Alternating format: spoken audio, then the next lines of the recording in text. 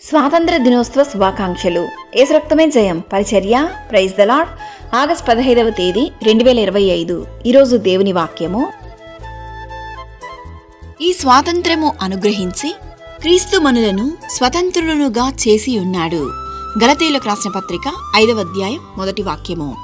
అవును క్రీస్తునందు ప్రియులారా, మన పాప బంధకాల నుండి విడిపించి మనలను ఆయన పరిశుద్ధులుగాను స్వతంత్రులుగాను చేసి ఉన్నాడు.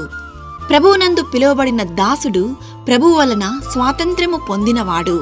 ఆ ప్రకారమే స్వాతంత్రుడయ్యుండి పిలువబడిన వాడు క్రీస్తు దాసుడు.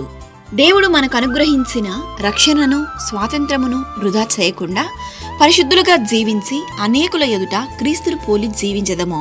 ప్రభువు నిన్ను నన్ను స్వతంత్రులుగా చేయుటకు, పాపపు బంధకాల నుండి నిన్ను విడిపించుటకు తన్ను తానే సిలువకు అప్పగించెను. కావున ప్రభువే ఆత్మ. ప్రభువు ఆత్మ ఎక్కడ ఉండునో అక్కడ స్వాతంత్ర్యము నుండును.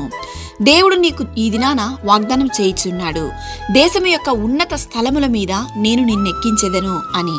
ఈ వాక్యం వింటున్న ప్రతి విశ్వాసి మన దేశం కొరకు, రాష్ట్రం కొరకు, ఉన్నత పదవులలో పనిచేస్తున్న అధికారుల కొరకు, సైనికుల కొరకు, దేశ రక్షణ కొరకు ప్రతిరోజు దేవుని సన్నిధిలో ప్రార్థించాలి. ఇది మన బాధ్యత.